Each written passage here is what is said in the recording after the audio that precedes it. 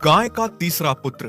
किसी घने जंगल में एक रोशनी गाय और सूरज बैल साथ में रहते थे। वो दोनों एक दूसरे से बहुत प्रेम करते थे। हर दिन दोनों साथ में ही घास चरने जाते और साथ में ही खा पी के घर लौटते।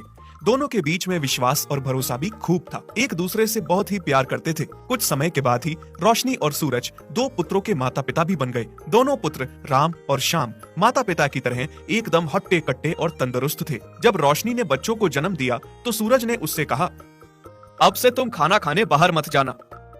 रोशनी, अब से तुम घर से बाहर खाना लेने नहीं जाओगी। घर पर रहकर खुद की और बच्चों की देखभाल करोगी। मैं अकेले ही हम सब के लिए खाना लेकर आऊंगा। ठीक है जी, आप जैसा कहें। आपकी बातें सराखों पर। रोशनी ने भी सूरज की बात मान ली और उस दिन से अकेले ही खाना लेने के लिए जाने लगा। वहीं रोशनी घर पर रहती और बच्चों की देखभाल करती। फिर एक दिन की बात है, बदकिस्मती से एक दिन सूरज को कहीं भी खाना नहीं मिला। हे भगवान, क्या करूं मैं? आज तो कहीं भी खाना नहीं मिला। क्या खिलाऊंगा मैं अपने बीवी और बच्चों को? थक हार कर जब वो खाली हाथ घर की तरफ जा रहा था तो उसे रास्ते में बकरी का एक छोटा सा बच्चा अकेले घूमता हुआ दिखाई दिया। हे बच्चे, इधर आओ। तुम अकेले इतने घने जंगल में कहाँ घूम रहे हो? इतने छोटे हो तुम। अगर तुम्हें कोई जंगली जानवर खा गया तो? कैसे लापरवाह माँ बाप हैं इसके। इन्हें इसकी जरा भी परवाह नहीं है। अरे ओ बच्चे, इधर तो आओ। क्या करूं इस बच्चे को? अकेले छोड़ के घर चला जाऊं या फिर इसके पीछे जाऊं? इसके पीछे जाता हूँ। ऐसे ही जंगल में अकेले घूमेगा तो कोई शेर या बाघ इसे एक ही निवाले में निगल जाएगा। ऊपर से है भी बहुत छोटा, शायद दूध पीता हुआ बच्चा है। सूरज बकरी के बच्चे के पीछे जाने लगता है कि तभी उसे दिखता है कि बच्चा जंगल के बीचों बीच हरी हरी घास की बहुत बड़े मैदान में उछल कूद रहा है, खेल रहा है। आह, हे भगवान, आपका कोटि कोटि धन्यवाद। आज मेरे पास घर ले जाने के लिए कुछ भी नहीं था। आज मुझे खाली हाथ घर लौटना पड़ रहा था, लेकिन आपने इस बच्चे के रूप में आके मुझे राह दिखाई और इतना सारा हरा हरा घास दिखाया। यहाँ से तो मैं रोज अपने परिवार के लिए खाना ले जा सकता हूँ। सूरज ने पेट भर खाना खाया और बाद में अपने परिवार के लिए भी ले जाने लगा। जाने से पहले वो एक तरफ देखता हुआ सोचता है, मुझे लगता है इसके माँ बाप नहीं है। अगर होते तो अभी तक इसे ले जाते। अनाथ लग रहा है। ऐसा करता हूँ, इसे अपने साथ घर ले जाता हूँ। सूरज बच्चे को अपने मुंह में उठा के घर ले आता है।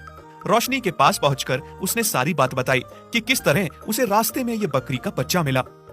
मैं चाहता हूँ कि आज से ये बच्चा हमारे साथ ही रहे। हम इसे भी अपने बच्चों की तरह ही पालेंगे। ये बहुत छोटा है, अभी कुछ भी नहीं खाता है। इसे भी तुम अपने बच्चों की तरह अपना दूध पिलाओगी। ठीक है जी, अगर आप ऐसा चाहते हैं तो मैं कैसे मना कर सकती हूँ। आखिर मैं हूँ तो एक माँ ही ना। मैं भी आज से इसे अपना बच्चा मानूंगी और अपना दूध पिलाऊंगी। इसे भी अपने बच्चों की तरह पाल पोस के बड़ा करूंगी। आज से ये हमारा तीसरा पुत्र है। राम और श्याम की तरह हम इसका नाम कृष्ण रखेंगे। बस उसी दिन से रोशनी और सूरज ने बकरी के बच्चे को भी अपने पुत्र की तरह प्यार दिया। बच्चा भी गाय के परिवार के साथ बहुत खुश था। राम और श्याम के साथ खेलते कूदते और बड़ा होने लगा। तीनों ही बच्चों को लगता था कि वो सारे ही रोशनी और सूरज के पुत्र हैं। फिर थोड़े दिन में सूरज की किसी कारण से मौत हो गई। रोशनी, मुझे लगता है मेरा अंत समय आ गया है। मेरे जाने के बाद तीनों बच्चों का ख्याल रखना तुम, खासकर कृष्णा का, क्योंकि तुम सब जानती हो उसे हमने कैसे अपनाया है। आप ऐसा न कहिए जी, मैं आपके बिना सब कैसे करूंगी? तीनों बच्चों को कैसे संभालूंगी? सूरज के जाने के बाद रोशनी ने तीनों बच्चों को बहुत अच्छे से संभाला। उन्हें कभी सूरज की कमी महसूस नहीं होने दी। फिर जब वो तीनों कुछ बड़े हुए तो खेलने के लिए जंगल में जाने लगे। एक दिन उन्हें वहाँ पर एक बहुत बड़ा सांड दिखा। वो सांड बहुत ही खराब सांड था।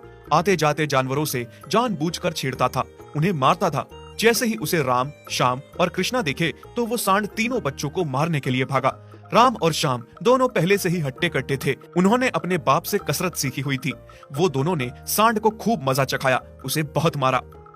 मैं भाइयों, क्या कर रहे हो तुम सब? मत मारो, ऐसा मत करो। लेकिन दोनों के दोनों बच्चों ने बकरी के बच्चे की बात नहीं मानी और सांड के पीछे लगे रहे और बकरी का बच्चा वापस घर पर रोशनी माँ के पास आ गया। कुछ देर बाद जब राम और श्याम दोनों वापस घर आए तो उन्होंने जंगल वाली बात अपनी माँ को बताई। माँ, हमारा तीसरा भाई कृष्णा बहुत ही कायर है। हमने इतने बड़े सांड को मजा चखाया कि आज के बाद वो किसी के साथ भी गलत नहीं करेगा। बड़ी मुश्किल से हमें ये मौका मिला था जिसका हम कब से इंतजार कर रहे थे, उस सांड को मजा चखाने का और अब जब वो मौका मिला तो हमारा तीसरा भाई कृष्णा डर के घर वापस भाग आया। ये सुनकर बकरी का बच्चा गुस्सा हो गया। उसने गुस्से में कहा, हाँ, तो तुम दोनों जो खुद को बहादुर बता रहे हो, मैं तुम दोनों को पलटकर जमीन पर गिरा सकता हूँ। हाँ। बकरी के बच्चे की ये बात सुनकर रोशनी गाय ने उसे समझाया कि उसे अपने भाइयों से इस तरह से बात नहीं करनी चाहिए। उसके भाई झूठ नहीं बोल रहे, बल्कि वो दोनों सच बता रहे हैं। बेटा, तुम बहस मत करो, मैं जानती हूँ वो दोनों सच कह रहे हैं।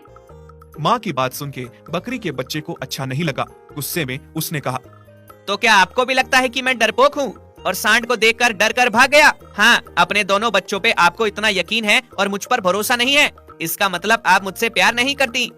बकरी के बच्चे की बात सुन के रोशनी चिंता में आ जाती है। वो समझ जाती है कि समय आ गया है उसे उसके बारे में सच बताने का। वो बच्चे को अकेले में ले गई और उसके बकरी होने का सच बताया। माँ, आप ये क्या कह रही हो? मैं आपका बच्चा नहीं बल्कि एक बकरी का बच्चा हूँ। हाँ बेटा, हमने तुम्हें भी अपने दोनों बच्चों की तरह ही पाला है, उन्हीं के साथ तुम्हारी भी परवरिश की है। लेकिन तुम बकरी वंश के हो और अपने वंश के कारण ही तुम सांड जैसे बड़े जानवर को देखकर डर गए और घर वापस भाग आए। और वहीं तुम्हारे दोनों भाई हमारे गाय के वंश के हैं, जिस वजह से वो सांड का मुकाबला करके आए। रोशनी माँ ने आगे कहा, अभी तक तुम्हारे दोनों भाइयों को तुम्हारे बकरी होने का पता नहीं है। जिस दिन उन्हें पता चलेगा तो क्या पता वो तुम्हें ना अपनाए और तुम्हें मार डाले। मैं तुमसे बहुत प्यार करती हूँ बेटा, क्योंकि मैंने तुम्हें अपने बच्चों की तरह पाला है, अपना दूध पिलाया है। इसलिए मैं नहीं चाहती राम और श्याम तुमसे नफरत करें या तुम्हें मार डालें। अच्छा होगा कि तुम यहाँ से जल्द ही भाग जाओ और अपनी जान बचा लो। मैं तुमसे बीच बीच में मिलते आती रहूंगी बेटा। रोशनी माँ से अपने बारे में सच सुनकर बकरी का बच्चा बहुत डर जाता है। ठीक है माँ, जैसा आप कहो। और मौका मिलते ही बकरी का बच्चा रात में ही वहां से छिपकर भाग जाता है। सीख, गाय और बैल के तीसरे पुत्र की कहानी हमें यह सीख देती है कि कायर और डरपोक वंश के लोग अगर बहादुर लोगों के बीच में भी रहें तो भी वो बहादुर नहीं बन सकते हैं। उनकी आदतों में उनके वंश की सोच और झलक बनी रह सकती है।